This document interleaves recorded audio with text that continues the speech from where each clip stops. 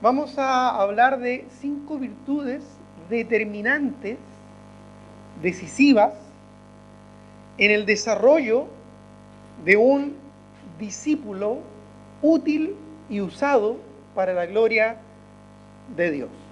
¿Ya? Son 5 virtudes determinantes, decisivas, en el desarrollo de un discípulo, no solo una persona que cree en el Señor, sino que un verdadero discípulo que está dispuesto a pagar el precio, que está dispuesto a tomar las decisiones, a hacer los cambios necesarios en su vida para seguir y servir al Señor, de esa manera siendo útil y usado para su gloria. Y como vieron, ¿verdad? Son 5 virtudes y todas y cada una de ellas van a comenzar con la letra D.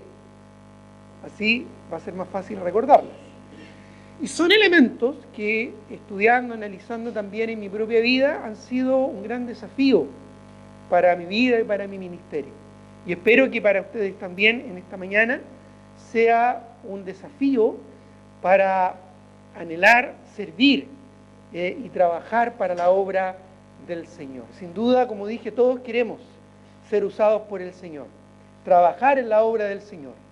Esto es lo que nos da significado como cristianos. Somos cristianos porque queremos ser como Cristo.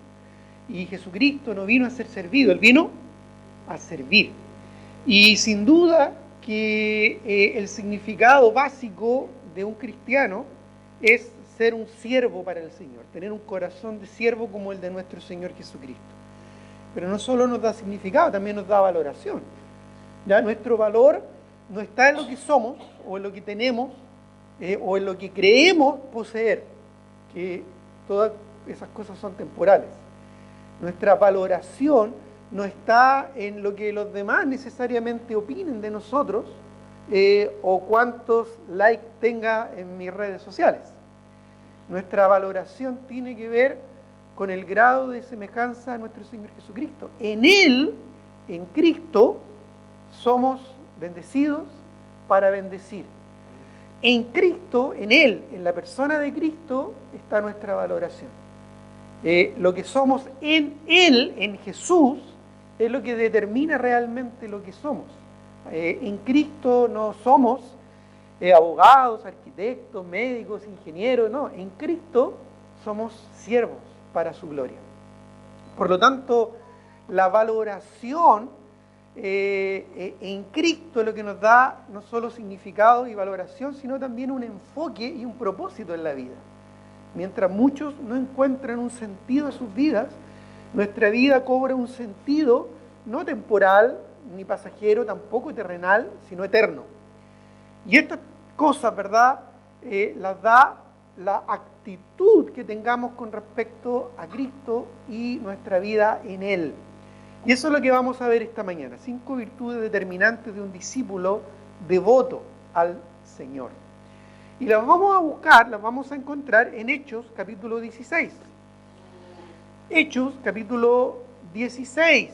Vamos a ver un episodio en el ministerio del apóstol Pablo muy interesante durante su segundo viaje misionero, en el que se reflejan, se evidencian estas 5 virtudes. Hechos capítulo 16, Hechos capítulo 16, y vamos a leer de los versículos 1 al 15.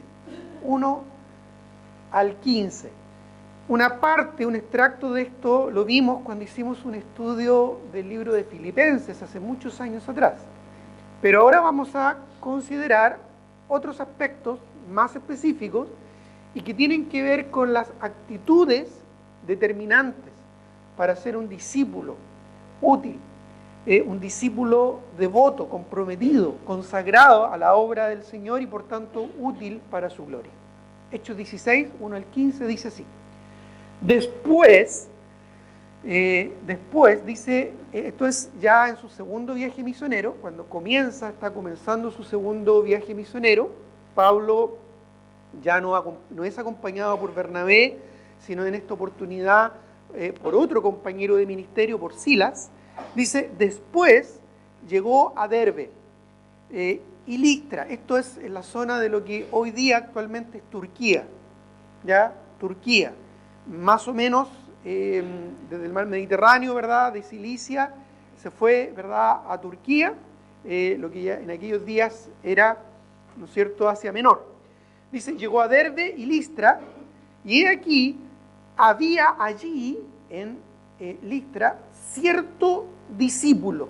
Ya nos dice algo importante, cierto discípulo. No era solo un creyente, no era solo un simpatizante, no era solo un hermano de la iglesia allá en Listra, era un discípulo.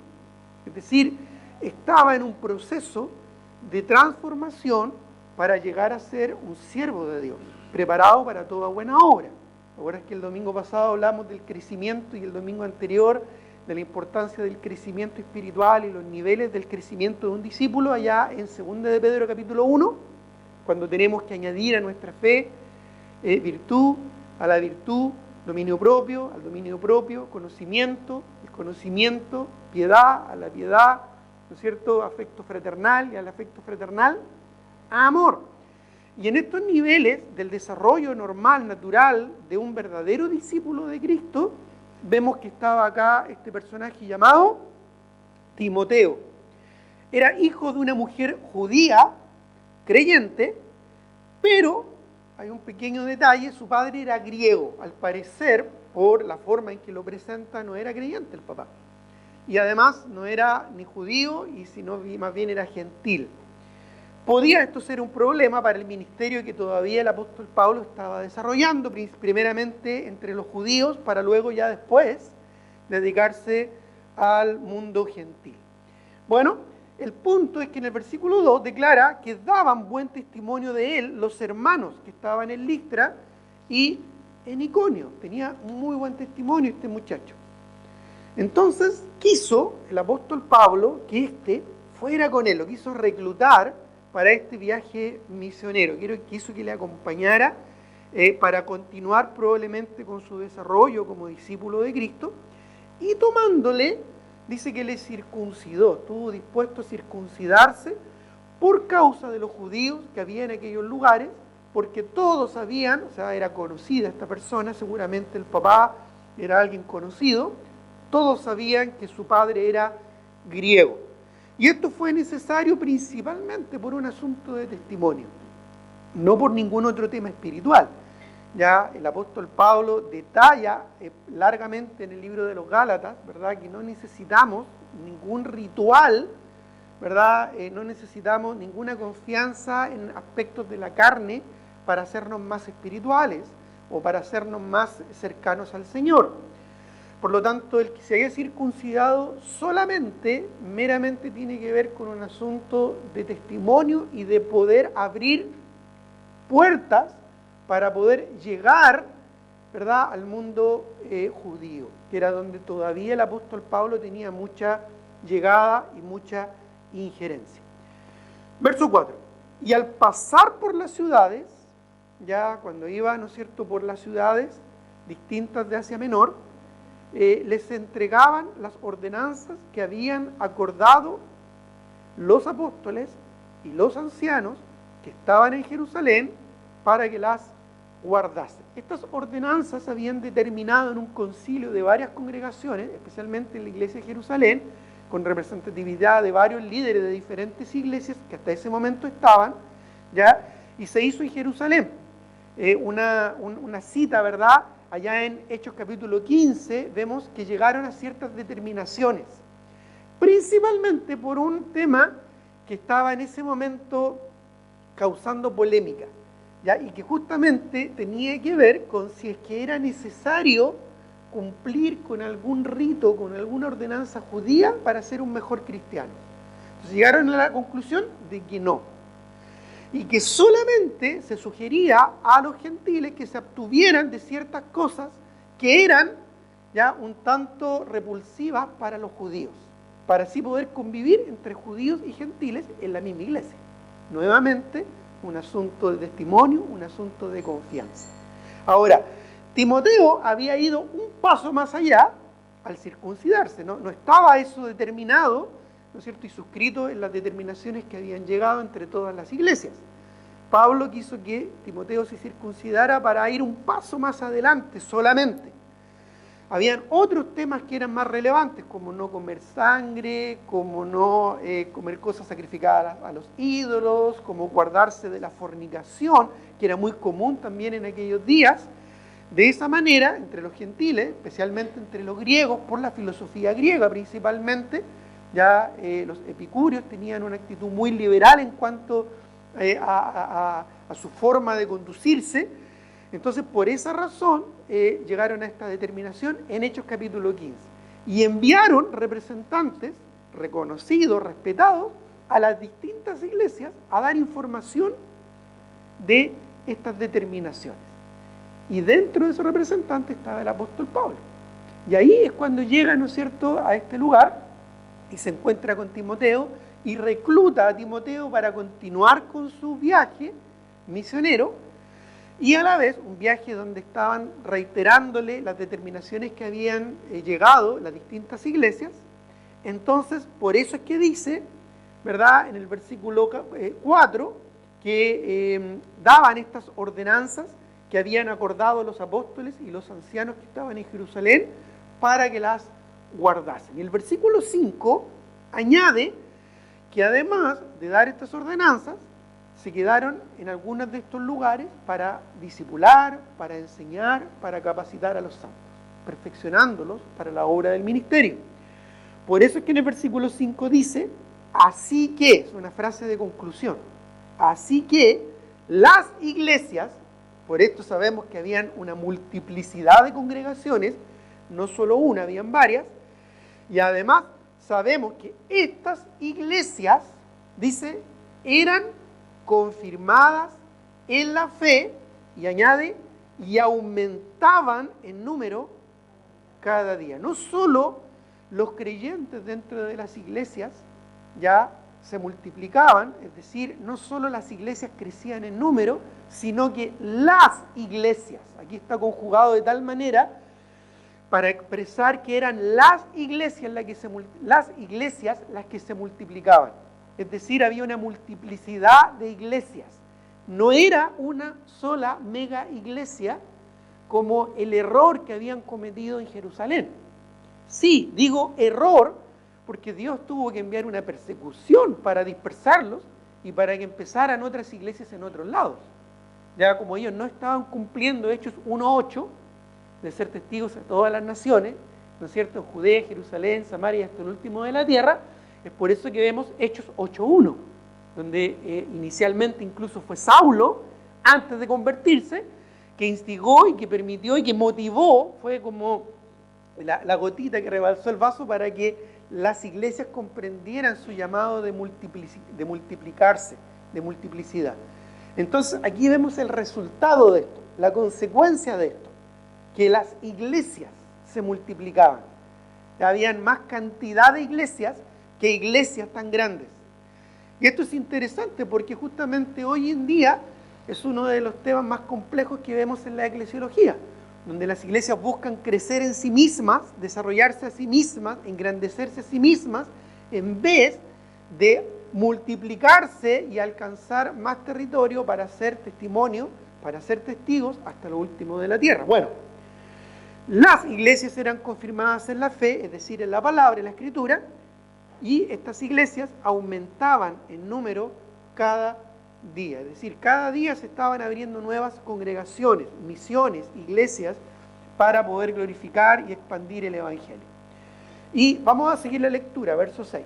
Y atravesando Frigia y la provincia de Galacia, les fue prohibido por el Espíritu Santo hablar la palabra en Asia.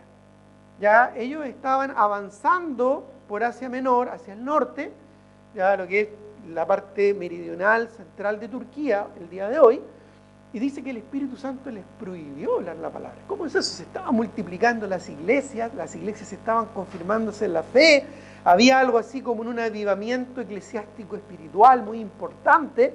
Entonces con ese entusiasmo ellos quisieron seguir hacia adelante, hacia el norte, expandiendo el Evangelio, pero el Espíritu Santo se los prohibió. Les dijo, no hablen la palabra en Asia. Verso 7. Entonces dice que llegaron a Misia, un poquito más al noroeste, al noroeste, sí, de esa zona de Asia Menor. Y cuando llegaron a Misia, miren lo que dice, intentaron, o sea, tuvieron el deseo y la intención de ir a Bitinia, otra zona un poquito más hacia el norte de Asia Menor. Pero el Espíritu no se lo permitió. Interesante porque estas zonas, ya justamente Bitinia y justamente Frigia y Asia Menor en ese momento, es donde después vamos a ver las 7 iglesias de Apocalipsis. Ya Éfeso, Esmirna, Tiatira, Sardis, la Odisea, Hierápolis, bueno, todas estas iglesias que después también van a ser algunas de ellas mencionadas en Apocalipsis capítulo 2, capítulo 3, ya van a ser mencionadas que son cartas que el Señor Jesucristo a través de Juan envía a estas congregaciones. Pero el Espíritu Santo todavía no quería que el apóstol Pablo ministrara en nuestros lugares. Solamente llegó allá a una zona costera de Éfeso, donde ahí estuvo un buen tiempo. Bueno, el tema es que el Espíritu Santo no le permitió tampoco en Bitinia compartir la palabra. Así que pasando junto a Misia, descendieron a Troas. Y allá en Troas se le mostró, dice verso 9, una visión de noche, un varón macedonio que estaba en pie, rogándole y diciendo, pasa a Macedonia y ayúdanos. Macedonia ya no estaba en el continente, por decirlo así, de Asia Menor, sino que ya estaba en lo que hoy en día sería el continente europeo. Ya estaba en una zona griega de aquellos días, ya justamente cruzando el mar Adriático al frente, al otro lado, ya la parte sur, por decirlo así, de Europa Oriental. Y ahí estaban estas ciudades, donde justamente una de las primeras donde llegó el apóstol Pablo fue Filipos, donde posteriormente se edificó una iglesia. Así que viendo esta visión que tuvo del varón macedonio, que estaba en pie rogándole, diciendo, pasa a Macedonia y ayúdanos, versículo 10, dice que cuando vio la visión, enseguida procuramos partir para Macedonia, dando por cierto que Dios nos llamaba para que anunciásemos el Evangelio. No les dejó ahí en Bitinia, no les dejó en Asia Menor, pero ahora sí quería el Espíritu Santo que ellos predicaran el Evangelio en este sector de Macedonia. Después de Filipo llegó a Tesalónica, después de Tesalónica se fue a Berea, después de Berea se fue a Corinto, llegó a Atenas y desarrolló un tremendo ministerio y varias iglesias fueron constituidas en estos lugares.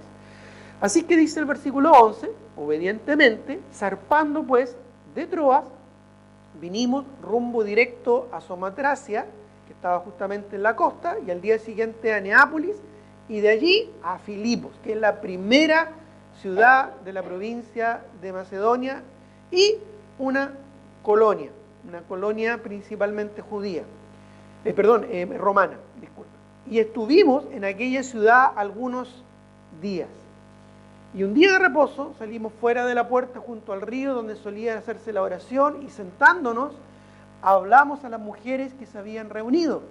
Entonces una mujer llamada Lidia, vendedora de púrpura, una mujer empresaria de la ciudad de Tiatira, que estaba justamente en Asia Menor, de donde habían zarpado inicialmente Pablo y su delegación junto con Timoteo, que adoraba a Dios, probablemente ya era una prosélita judía, estaba orando y el Señor abrió el corazón de ella para que estuviese atenta a lo que Pablo decía.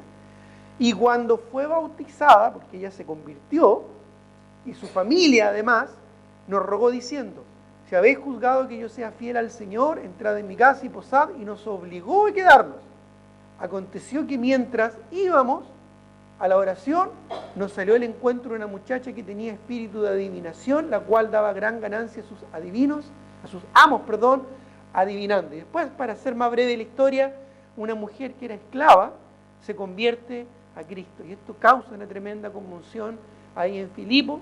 Por esta conmoción meten preso a Pablo y a Silas, Y ahí vemos el terremoto que hubo en ese lugar, cayeron las paredes de la cárcel, pero los presos no huyeron, habían escuchado el testimonio durante toda la noche de Pablo y Silas, y el carcelero de Filipos se convierte. Un tremendo ministerio, una tremenda historia, ¿verdad?, que vemos del Evangelio allá en Filipos. Pero para llegar allá, para llegar a este ministerio fructífero, Dios tuvo que trabajar en el corazón de sus siervos.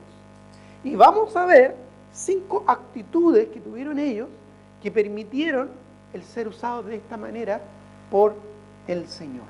¿Ya? 5 virtudes determinantes de un discípulo devoto, comprometido con el Señor. La primera de ellas lo vamos a encontrar en los versículos 1 al 5, ya lo leímos, y es que ellos fueron dinámicos, es decir, activos en la voluntad del Señor. El apóstol Pablo estaba activo sirviendo al Señor, y cuando llega, ¿verdad?, a Derbe y a Listra, escucha de un discípulo que tiene un buen testimonio. Probablemente su testimonio se debía a que él estaba activo, diligente, sirviendo al Señor. No era alguien pasivo. Y esta es la primera actitud que necesitamos tener para el Señor.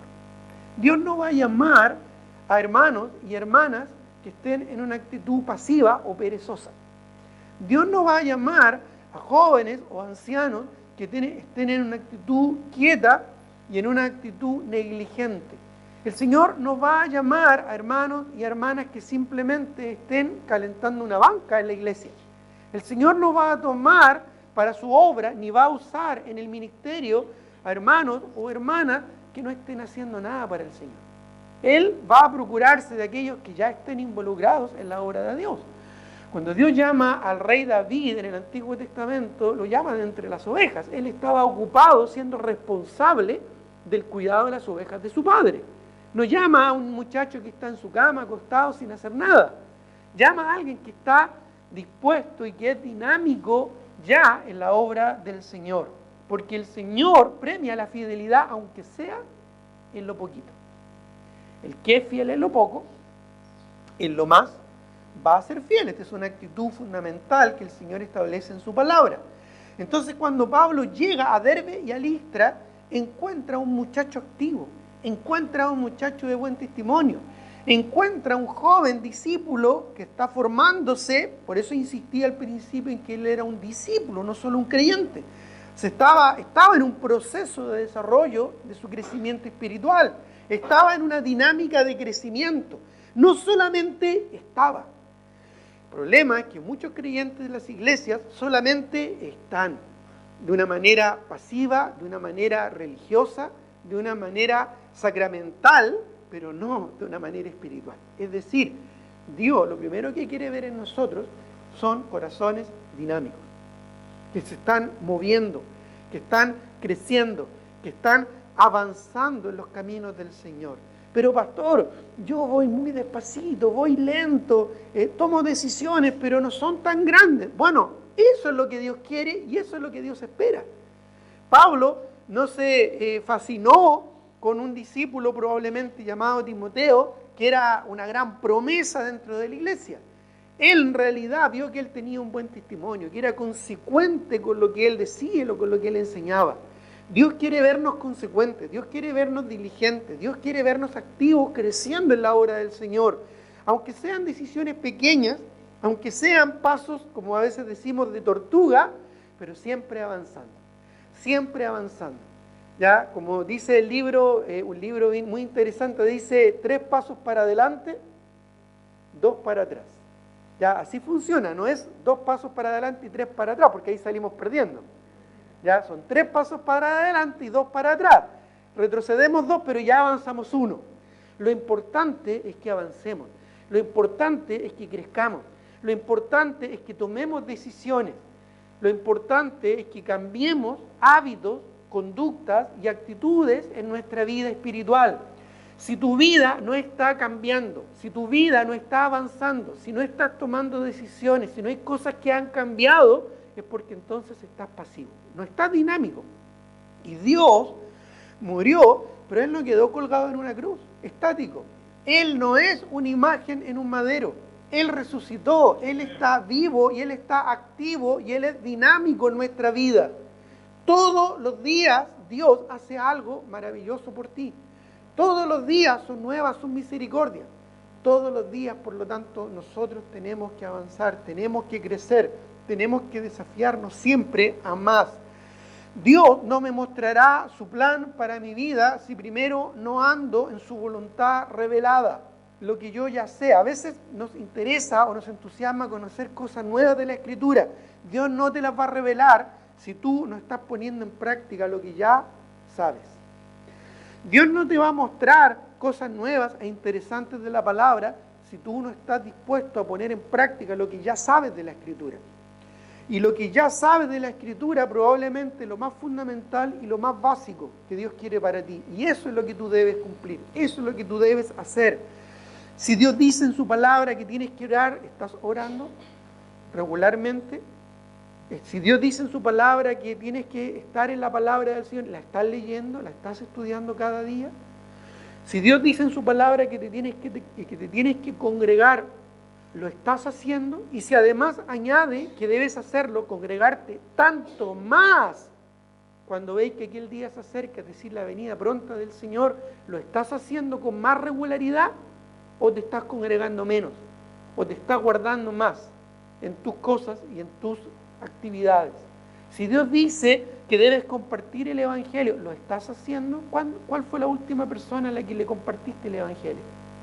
¿Lo estás haciendo? No son simplemente cosas que sabemos, son cosas que tenemos que poner en práctica, cosas que tenemos que aplicar. De esa manera estamos siendo dinámicos, estamos en movimiento espiritual, y el movimiento espiritual no tiene que ver con la emoción, ni tiene que ver, ¿verdad?, con el gozo simplemente de las bendiciones del Señor. Eso es algo muy temporal y muy egoísta, ¿ya?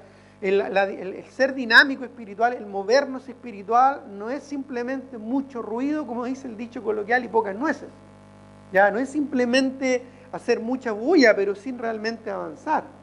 No, puedes ser muy dinámico, o sea, muy bullicioso en tu alabanza, puedes ser muy bullicioso en tus palabras y en tus convicciones y en tus frases, ¿verdad?, de convicción. No, es que yo soy firme en esta convicción, pero si no estás haciendo nada en tu vida cristiana, no sirve absolutamente de nada.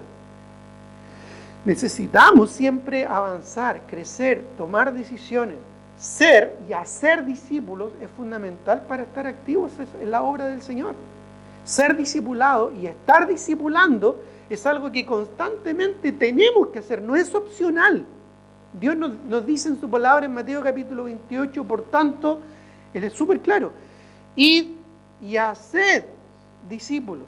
No dice cuando hagan discípulos, entonces podemos descansar.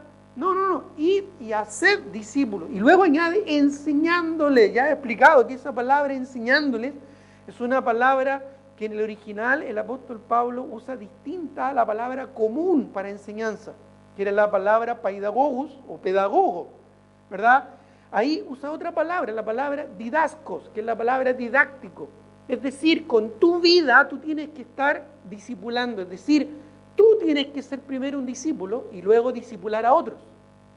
Entendamos entonces que es una dinámica constante, permanente, enseñándoles con tu vida que guarden todas las cosas que yo os he enseñado y las cosas que yo os he mandado, dice ahí en realidad en Mateo 28, versículo 20, las cosas que yo os he mandado. ¿Y qué acaba de mandar? Acaba de mandar de ir y estar haciendo discípulos, porque incluso el hacer discípulos no es un imperativo, como lo tenemos en nuestro español, sino ese es un verbo activo continuo, es decir, un verbo que constantemente tenemos que estar haciendo y desarrollando.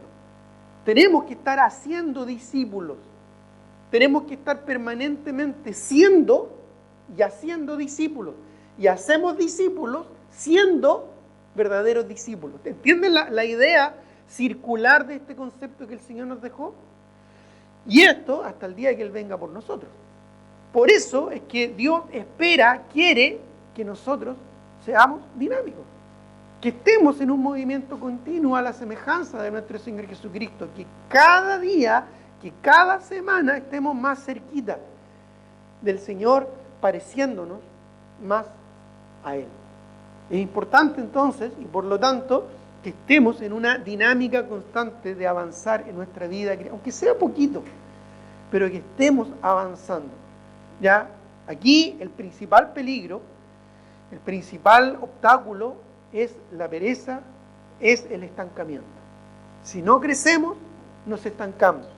Y si nos estancamos, cosas espirituales empiezan a morir en nuestra vida. Eso lo estudiamos a fondo cuando estudiamos, ¿verdad?, en 2 de Pedro capítulo 1, ¿recuerdas? Hablando de nuestro conocimiento más íntimo del Señor, del crecimiento en nuestra vida cristiana y de abundar en fruto espiritual y multiplicado, dando la gloria al Señor. Bueno, entonces tenemos que estar dinámicos, tiene que haber crecimiento, tienes que experimentar cambios en tu vida. En segundo lugar, otra actitud que vemos en esta historia que acabamos de leer es dóciles. Dóciles. Me gusta mucho esta palabra porque expresa ilustrativamente muy bien la principal actitud que Dios quiere y espera de nuestra vida. Si pudiéramos resumir en una sola palabra lo principal y lo más importante que Dios espera ver en la vida de un discípulo, tendríamos que llegar a la conclusión que es este concepto de la docilidad, de ser dócil. Dios no espera ver que nosotros seamos perfectos, Dios no espera ver que nosotros seamos destacados entre los pares, Dios no espera que nosotros lleguemos a una excelencia o que simplemente destaquemos, ¿verdad?, de una manera especial. Dios espera que seamos dóciles en sus manos, cual barro en las manos del alfarero, dóciles a seguir la dirección del Espíritu Santo. Dice que cuando Pablo, Silas y su equipo, incluyendo a Timoteo, que lo tomó para que le acompañara, atravesaron Frigia y la provincia de Galacia, les fue prohibido por el Espíritu Santo hablar la palabra en Asia. Incluso después, cuando llegaron a Misia, intentaron ir a Bitinia, es decir, quizás compraron pasajes, quizás fueron en la dirección, ¿verdad?, correcta, pero dice que intentaron ir a Bitinia, pero el Espíritu Santo no se los permitió. Es decir, uno propone, pero Dios dispone. Entonces, ¿qué hicieron ellos? Se empeñaron más en seguir su plan, buscaron soluciones para poder sobrellevar los obstáculos que el Señor les estaba poniendo. Buscaron una interpretación alternativa para esquivar lo que el Señor claramente les estaba mostrando, porque muchas veces eso es lo que hacemos nosotros, ¿no? Cuando el Señor claramente nos dice algo, la frase más común que brota de nuestros labios, ¿cuál es? Sí, pero. Con el sí quiero decir, sí, entiendo, ¿verdad?, lo que me estás diciendo. Pero con el pero, ¿qué estoy haciendo? Le estoy tratando de dar otra interpretación. Estoy tratando de buscar un atajo para, en el fondo, hacer lo que yo quiero. Y no realmente estar dispuesto a agachar la cabeza, ¿verdad?, y disponerme a lo que el Señor quiera para mi vida. Dócil, además, tiene que ver con una actitud muy, pero muy valorada por el Señor, que es la humildad. La humildad. Señor Jesucristo nos da ejemplo de aquello ya en Filipenses capítulo 2, el cual no estimó el ser igual a Dios como cosa que aferrarse. Se despojó a sí mismo tomando forma de siervo, hecho semejante a los hombres, a nosotros. Y aún estando en la condición de hombre, dice que se humilló a sí mismo. Lo vimos hace algunos jueves atrás, ¿se acuerdan? Deliberadamente, voluntariamente, intencionalmente, se humilló a sí mismo tomando forma de siervo, haciéndose obediente hasta la muerte y muerte de cruz. Entonces, la humildad, la disponibilidad, la docilidad son aspectos fundamentales. Una relación profunda con Dios es esencial para oír su sabia dirección. ¿Por qué Dios nos va a decir algo en su palabra si nosotros no queremos oír? Como dice el dicho, ¿verdad? No hay peor sordo que el que no quiere oír. Y por más que el Señor nos dice las cosas una y otra vez, nos entra por aquí y nos sale por acá. ¿Ya? Esto es algo común hoy en día que debemos evitar. La Biblia y la oración son fuentes de riqueza profundas e inagotables, pero esas riquezas están ahí disponibles para corazones dóciles en las manos del Señor. Dóciles a ser cambiados, dóciles a ser transformados, dóciles a que te cambien tu status quo, tu forma de ver y hacer las cosas, que cambien tus actitudes por medio de la palabra del Señor. Hemos experimentado últimamente cambios importantes en nuestra vida y no estoy hablando de circunstancias, hermano. Estoy hablando de actitudes que nosotros forzadamente, intencionalmente hemos cambiado, y digo forzadamente porque a veces nos duele, a veces nos cuesta, y que hemos tenido que hacer, que hemos tenido que cambiar, ¿verdad? Para honrar al Señor. Hemos experimentado algunos cambios de esa naturaleza, cosas que hemos tenido que hacer, que no nos nacen, que no nos agradan, que no nos acomodan, pero las hemos hecho porque entendemos qué es lo que Dios quiere que haga. Hemos experimentado ese tipo de transformación, de cambio en nuestras vidas, porque es de eso lo que estoy hablando. Exactamente de eso es lo que estoy diciendo. Cuando nos exponemos a cosas, a situaciones, a circunstancias, a acciones que no me gustan, que no me agradan, pero lo hago probablemente por fe, confiando en que Dios me lo está diciendo y por lo tanto Él sabe lo que me pide. ¿Lo hemos hecho? De eso se trata, hermano. Ser dóciles en las manos de un Dios sabio. Ser dóciles como un barro en las manos de un alfarero. ¿Ya? Bueno, la palabra del Señor nos da tremendas bendiciones. ¿Ya? Abre mis ojos, dice el Salmo 119, para ver las maravillas de tu ley. Pero el Señor no va a abrir tus ojos, el Señor no va a abrir mis ojos si yo no estoy realmente dispuesto a tomar las decisiones, a hacer los ajustes y los cambios necesarios en mi propia vida. La tercera actitud, ya hemos visto dos. ¿Cuál es la primera? Dinámico, estar creciendo, estar avanzando, estarnos moviendo en el servicio al Señor. En segundo, pues bien o mal, con errores, virtudes y defectos, está bien, pero estamos queriendo avanzar para la gloria del Señor. En segundo lugar, dóciles, estar dispuestos a hacer cambios en nuestra vida, ya estar disponibles para que el Señor nos cambie, nos transforme, ya para que incluso el Señor, al igual que un cachorrito, nos entrene para Él y para su gloria. ¿Ya? Y esto es algo que tenemos que tener disposición a hacer, ¿verdad? Con humildad. Pero en tercer lugar, la tercera característica es dispuestos. Dispuesto, porque yo puedo estar ya moviéndome, haciendo cosas, puedo ser dócil, es decir, ya Señor, ya estoy dispuesto, estoy disponible a lo que tú quieras, pero tal vez no estoy dispuesto a hacer las cosas o permanecer en las cosas que Dios quiere de mí. ¿Ya? Tal vez, ya, ok, tú quieres que lea la Biblia, ya, voy a empezar este año a leer la Biblia y me voy a comprometer a leerla en un año. Ya, ok, hago el cambio, hago los ajustes, ¿verdad? Me inscribo en un plan de lectura, lo que sea, pero cuando tengo que tener la disposición a mantenerme en ese hábito, ahí ya empiezo a flaquear.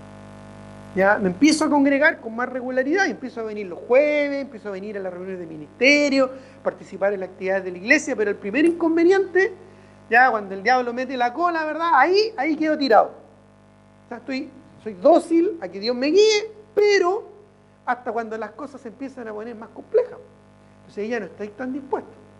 Porque dispuesto tiene que ver con una actitud, ¿verdad?, de cumplir y hacer la voluntad del Señor.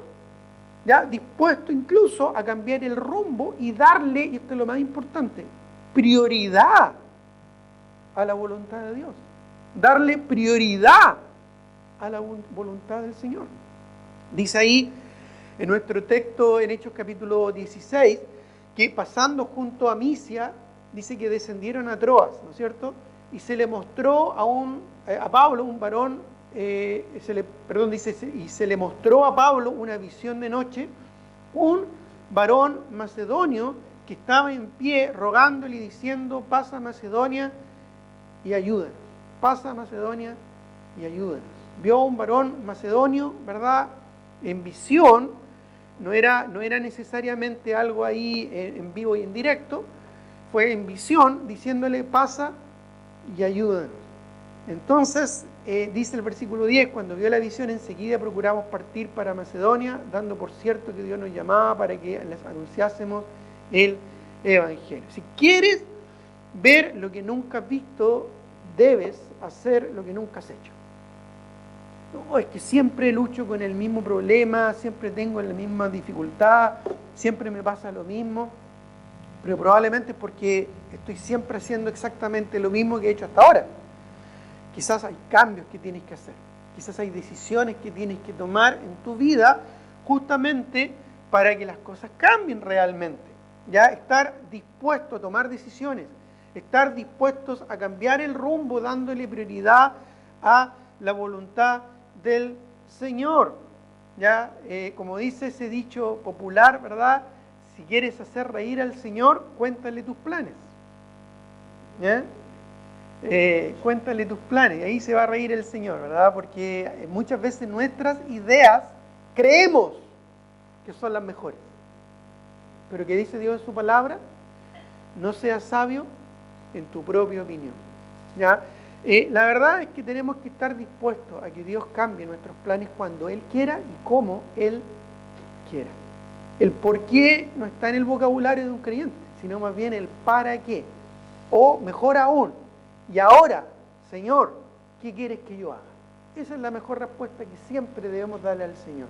Cuando hay un problema, ¿verdad?, laboral, cuando venga un problema familiar, cuando venga un problema de salud, Señor, ¿y ahora qué quieres que yo haga? ¿Cómo quieres que te glorifique en estas circunstancias? Si es la voluntad del Señor, ¿verdad?, sacarme de ese problema, lo va a hacer de un momento a otro. Ya lo va a hacer inmediatamente. Pero cuando nosotros nos aferramos a querer cambiar las circunstancias y no cambiar nuestras vidas, nuestras actitudes y nuestras conductas, probablemente el problema va a continuar y va a perseverar. ¿Ya? No tenemos que sacarnos, ¿verdad?, la mochila con piedras si el Señor quiere que fortalezcamos nuestra espalda. Dios quiere trabajar en nuestras vidas para que seamos dinámicos y seamos dóciles, pero para eso tenemos que estar dispuestos. ¿Ya? Si le cerramos la puerta al Señor, nada que hacer. Nada que hacer. ¿Cómo Dios nos va a transformar? Dios no va a obligarnos. Dios no va a romper una barrera que tú mismo has puesto. Dios va a trabajar en corazones, ¿verdad?, dispuestos a la obra de Dios en sus vidas. El egoísmo, el orgullo y la comodidad es lo primero que muere cuando realmente queremos servir al Señor. Lo primero que muere, si realmente queremos servir al Señor, es nuestro egoísmo, es nuestro orgullo, es nuestra comodidad, nuestra zona de confort, nuestra zona de seguridad. Después que muere, ¿verdad?, el orgullo, el egoísmo y la comodidad, va muriendo otras cosas. Ya después va muriendo el resto de mi carnalidad cada día en mi vida para poder rendirme y servir al Señor. ¿Estoy dispuesto a ser usado por Dios? ¿Estoy dispuesto a ser usado por la gloria del Señor? Toma nota de la visión que tuvo el apóstol Pablo. ¿Ya? ¿A quién vio? ¿A quién vio en la visión? A un varón, ¿de dónde? De Macedonia, ¿no es cierto? ¿Cómo era un varón macedónico? Bueno, era probablemente un griego romano, ¿verdad?, de esa zona. Quizás una persona en su uniforme, si es que era un soldado, o con su túnica, ¿verdad?, muy al estilo griego, por la influencia griega en el Imperio Romano, ¿ya?, y con mucho lujo por la influencia romana. Probablemente algo así vio el apóstol Pablo. Cuando le hace caso al Señor y se va para Macedonia, ¿quién fue la primera persona que guió a Cristo, el apóstol Pablo, en Macedonia? No fue un hombre, fue una mujer. ¿Ya? No me imagino el apóstol Pablo ahí yendo a orar al río cuando se encuentra con esta mujer, porque era la costumbre de los judíos ir a orar al río, Esto es cuando no había sinagoga en una ciudad. Había que tener por lo menos 10 varones comprometidos para que hubiera una sinagoga en un lugar. Cuando no había, iban a orar a un río, en rememoranza, ¿verdad? Recordando lo que fue el cautiverio babilónico, cuando iban a orar ahí, ¿verdad? Al río, allá al Éufrates. Entonces, cuando no había una sinagoga, iban a orar al río. Y la primera persona que se encuentra, o más bien que responde su mensaje, es una mujer. ¿Ya? No, después voy a hablar contigo. Voy a seguir predicando a ver si el varón macedonio aparece por algún lado. ¿No es cierto? No veo al apóstol Pablo haciendo eso. Él estuvo dispuesto a ir y hacer lo que Dios quería que hiciera.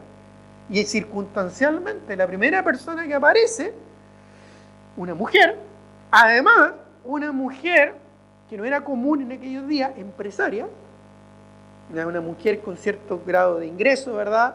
No sabemos cómo llegó a esa posición, quizás enviudó, quizás fue por su propio esfuerzo, pero no era común y generalmente el resto de las personas, ¿no sé, se desenvolvía en un círculo bien particular, porque el resto de las personas aislaba a estas personas que eran, digamos, de una élite mayor o superior. Entonces, probablemente cualquier individuo podría haber pensado, chuta, voy a hablarle a una mujer y además una mujer adinerada, ¿ya? Una mujer enriquecida, ¿ya? Hablando en términos más coloquiales, ¿ya? Y esta señora cuica que está aquí quiere escuchar el Evangelio y yo le voy a hablar a esta persona. No creo que quiera escucharme, si tiene toda su necesidad de suplir a esta persona, pues si no, por favor, ya estamos hablando de una mujer empresaria. Interesante, ¿no? A mí me llama la atención, esos detalles me llaman la atención. ¿Cómo habrá sido desde la perspectiva del apóstol Pablo? Porque a veces vemos en la Escritura estas historias y las vemos como tan espiritualizadas que no percibimos esos detalles, tan humanos, tan como coloquiales que a veces pasan por nuestra mente. Pero simplemente el apóstol Pablo era un instrumento nomás. ¿Ya? Y esto, aquí voy con comentarles acerca de esto. A veces somos tan prejuiciosos. ¿Te fijas? ¿No? Siempre somos muy prejuiciosos.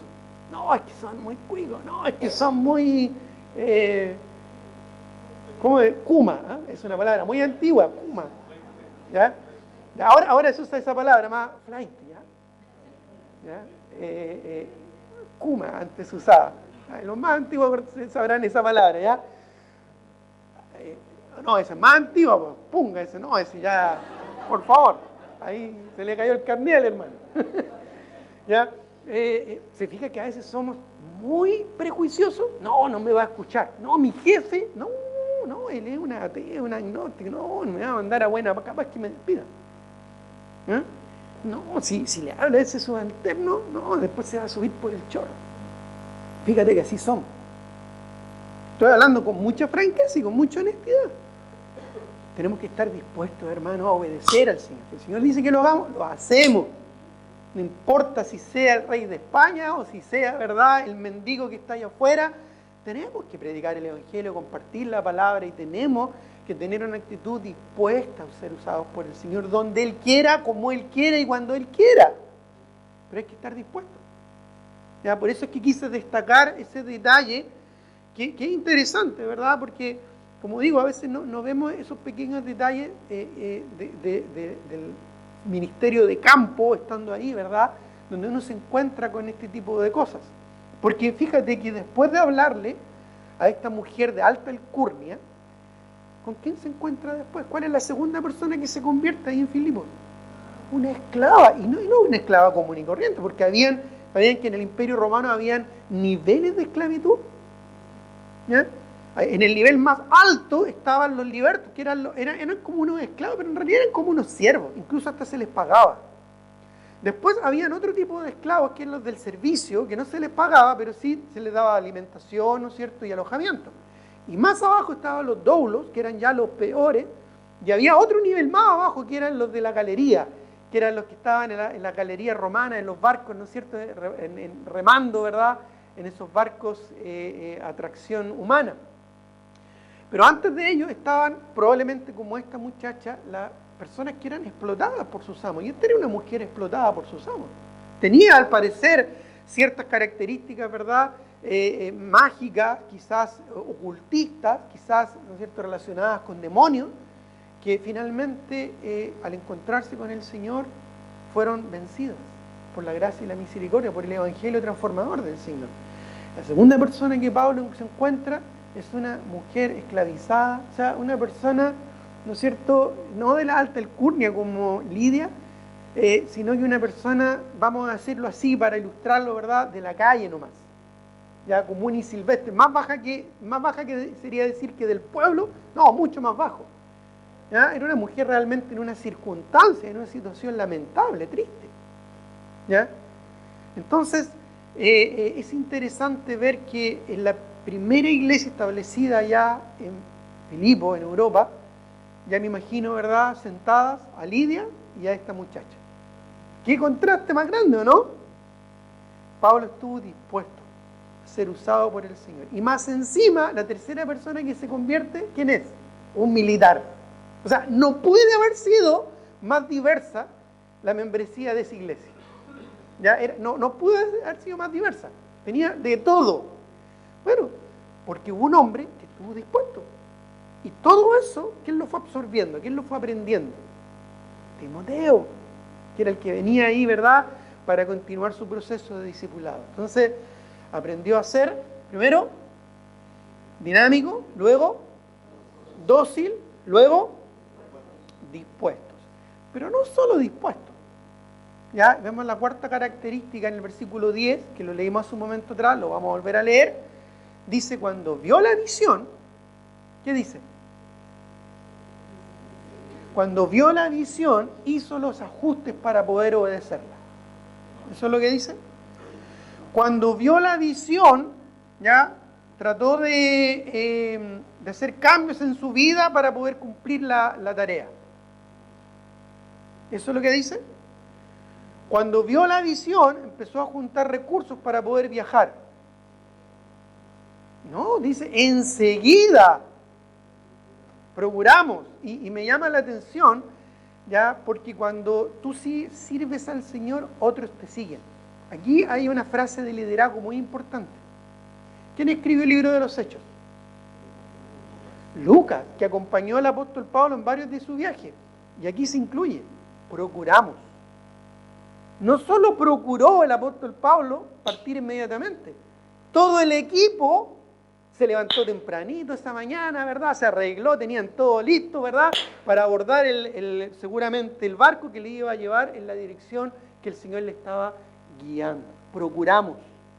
No solo fue el apóstol Pablo quien vio la visión, que hizo los cambios necesarios, sino que todo el equipo fue diligente en cumplir la voluntad del Señor. Esa es la cuarta característica, diligentes en cumplir la dirección del Espíritu Santo. Diligentes. Algo, hermanos, que hoy en día se echa de menos. Algo que hoy en día parece que esta palabra, diligente, no está en el vocabulario actual, porque es muy escasa la palabra diligente.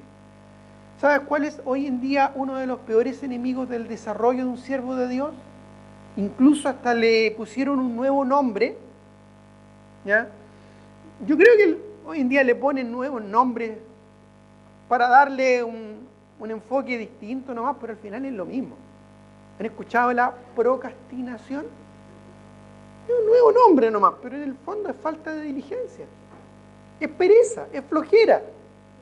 ¿Ya?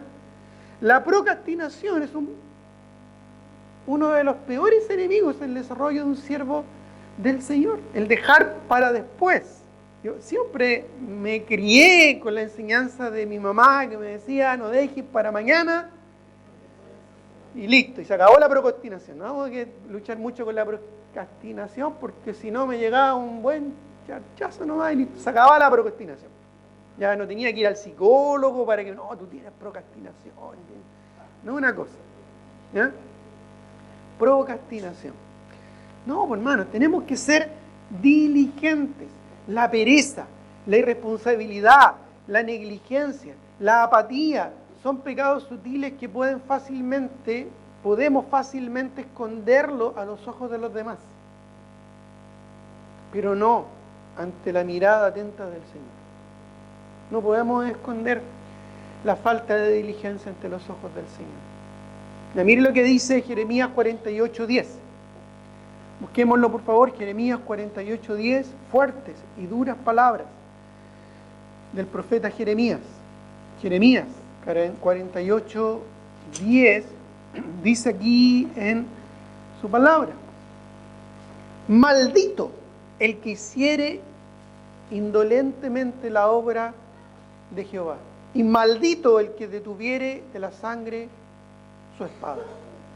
Dice, maldito, y nota por favor que no dice, maldito el que no hace la palabra del Señor, que no cumple la voluntad de Dios. Eso ya es ser desobediente.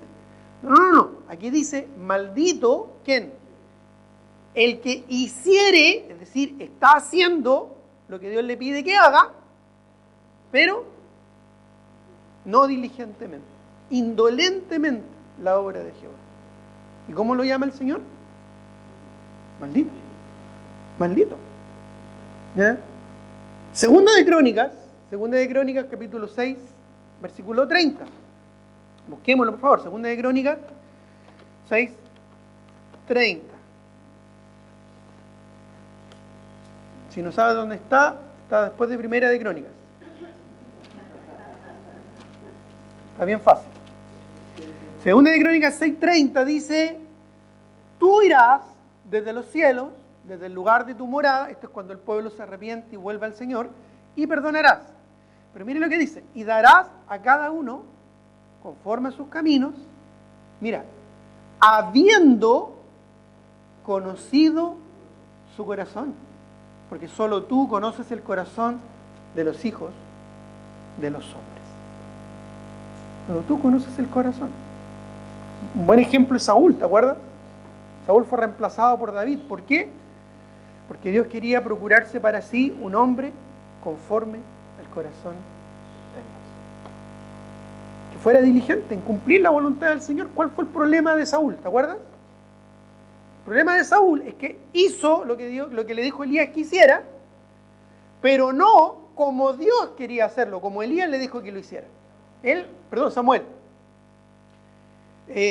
Samuel le había dicho, ¿ya?, que reuniera al pueblo, ¿no es cierto?, que destruyera a los enemigos de Dios, completo, desde todo, hasta los animales, y Saúl, en vez de obedecer todo lo que Dios le dijo, se le ocurrió una buena idea. Vamos a guardar los animales para ofrecer sacrificios al Señor. ¡Qué buena idea! Ya vamos a honrar al Señor. Llegó Elías, ¿verdad? Y Samuel, perdón. Dale con Elías. Llegó Samuel y Samuel le dijo, ¿se complace tanto Jehová en holocausto y víctimas como en que se obedezca la voluntad del Señor? Qué sonido, qué ruido, ¿verdad?, de ovejas en la que yo escucho balar ahí. ¿No te dije que mataras a todos? Esa era la misión que tú tenías. Él fue en misión y su misión era destruir a todos. No lo hizo. Y Dios le quitó el reino y puso a David, un hombre conforme a su corazón. El contraste de eso lo vemos en Abraham, allá en Génesis 22. No lo busquen. Cuando Dios le pide a Abraham que sacrifique a su hijo, su propio hijo, su único, ya tenía, ¿no es cierto?, su hijo alrededor de, no sé, unos 22 años quizás. Bueno, entre 16 y 20 años debe haber tenido Isaac. Y Dios le dice a Abraham, sacrifícamelo. Ahí en el monte Moriah, llévalo y lo sacrificas. ¿Y qué hizo Abraham? Dice que se levantó muy de mañana, preparó su asno y se fue a adorar al Señor. Fue diligente. ¿Qué hizo Pablo cuando vio esta visión? Enseguida, y no solo él, todo su equipo, enseguida procuraron hacer la voluntad del Señor. Fueron diligentes, hicieron los cambios, los ajustes necesarios, no solo para hacer la voluntad del Señor, sino para cumplirla con responsabilidad y de manera inmediata. ¿Cuántas veces nosotros no somos diligentes en las cosas del Señor?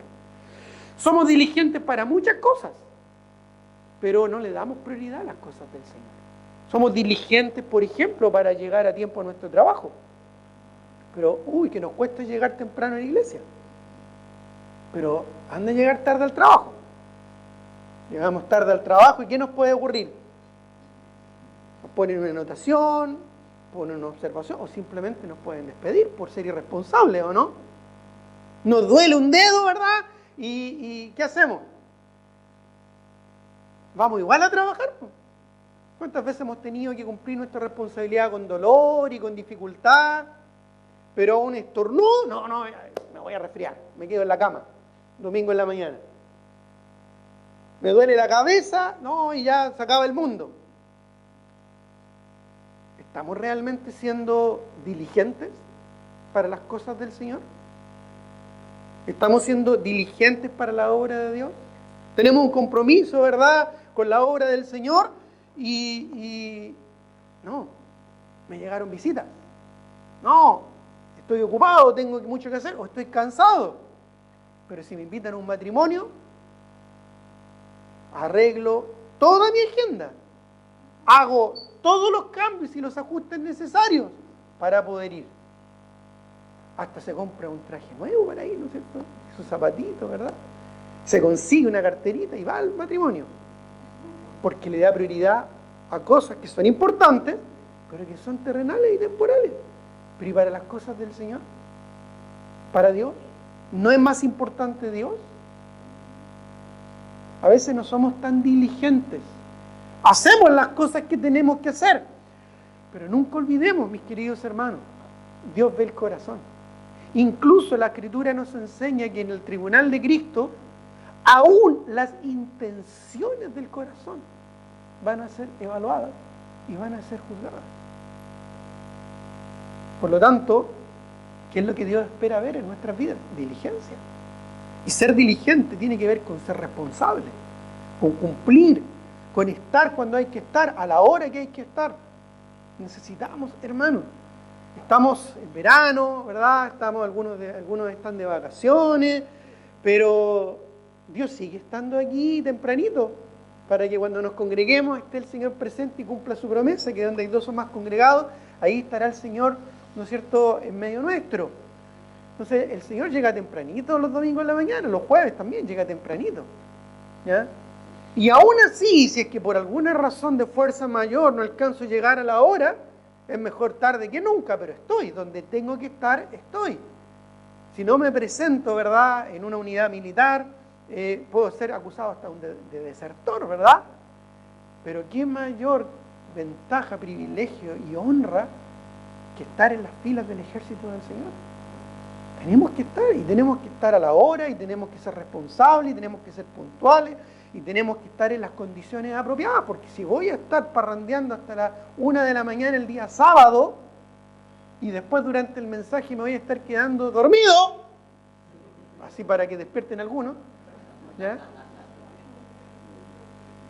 Eso también Dios lo ve, Dios ve el corazón, hermanos. Yo me preparo para el Señor, ¿sabes? Simplemente porque Él lo vale. Nada más que por eso. Pero además, porque Dios espera que yo sea diligente para el Señor. ¿Sabes? Somos tan empeñosos en cosas temporales, en cosas pasajeras, y en cosas que, claro, nos van a traer un gozo, un disfrute en el momento. Pero para las cosas verdaderamente importantes no le ponemos tanto empeño. No, es que estoy cansado, no, es que no me siento bien, no, es que... Y buscamos una y mil excusas. Excusas, excusas, excusas. No, pero, no, pero, no, pero. Así como el sí, pero, ¿verdad?, aplicaba cuando queremos saltarnos, ¿verdad?, alguna responsabilidad. El no, pero, brota cuando nuestro corazón no es diligente. No es diligente. Y en tercer y último lugar, hermanos, o sea, el quinto y último lugar, tenemos el primero, ¿cuál era? Dinámico. Segundo, dócil. Tercero, dispuesto. Cuarto, diligente. En quinto lugar, disponible. disponible. ¿Te has fijado cuando los que son padres, verdad, en las reuniones de padres y apoderados eligen la directiva? Como algunos papás empiezan a esconderse detrás de los otros papás, ya hacen un ejercicio así como de escondite.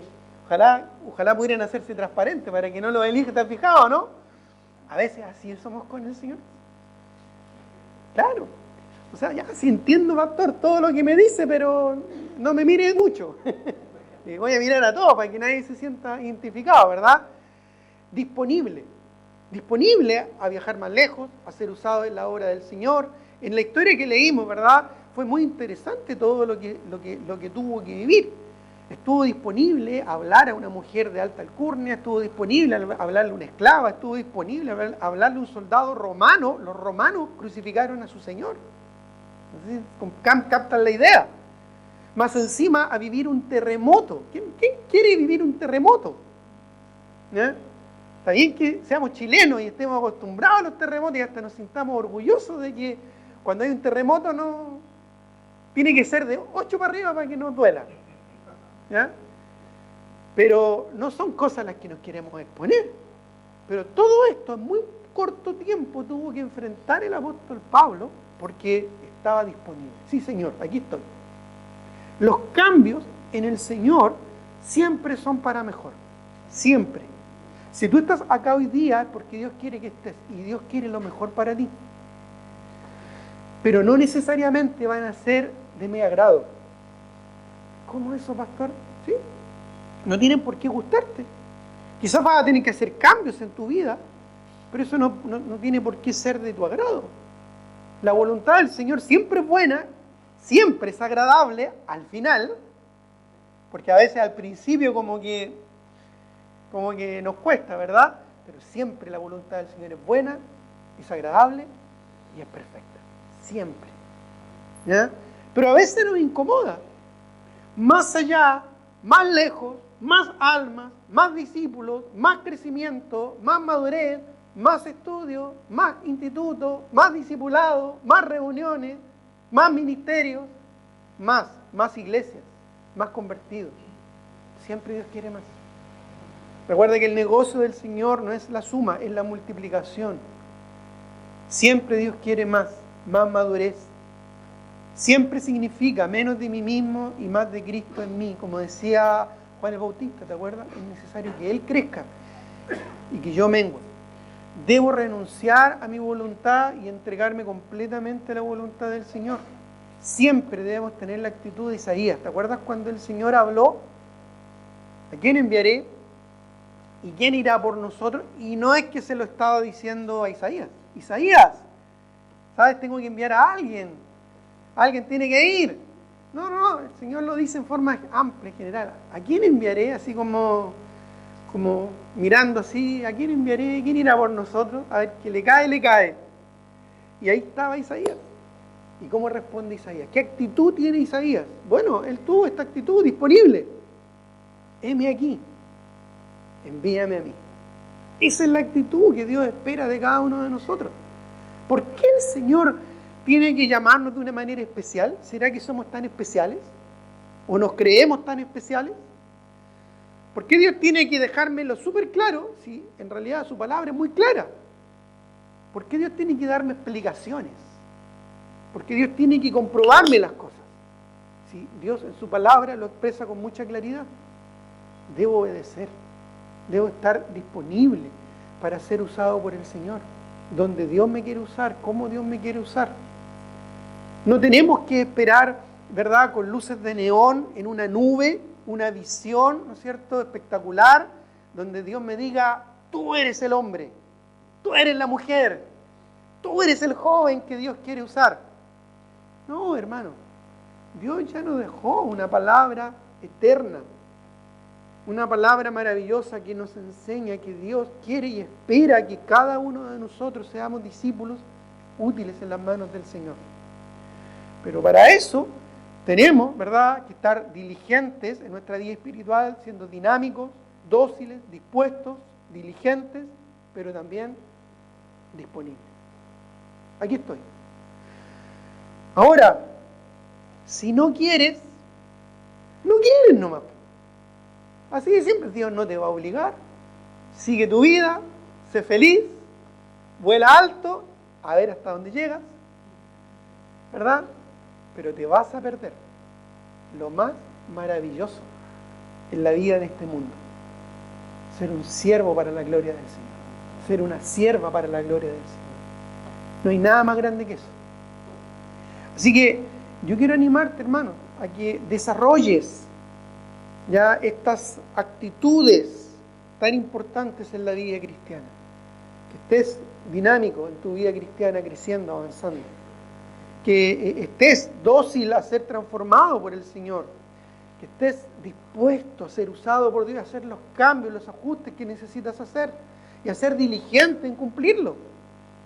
Siendo responsable, ¿verdad? Siendo comprometido en las cosas del Señor. Pero también que estés disponible. Porque simplemente si no estás o no quieres, no hay mucho que hacer. ¿Verdad? Hermanos, Pablo y su discípulo Timoteo y Silas y Lucas y todo el equipo que acompañaba a Pablo en estas circunstancias de Hechos capítulo 16 tuvieron estas actitudes. Tú y yo las tenemos. Reflexionemos esta semana para que el Señor obre en nuestras vidas. Tengamos un momento de oración.